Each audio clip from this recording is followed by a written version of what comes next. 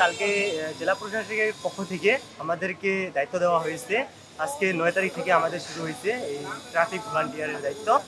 আমরা মানে পঞ্চগড় পৌরসভার বাইরে পৌরসভার বাইরে যে ইজি বাইকগুলো আছে ওগুলো যেন পঞ্চগড় পৌরসভার ভিতরে না ঢুকে, এই অনুযায়ী আমরা কাজ করতেছি।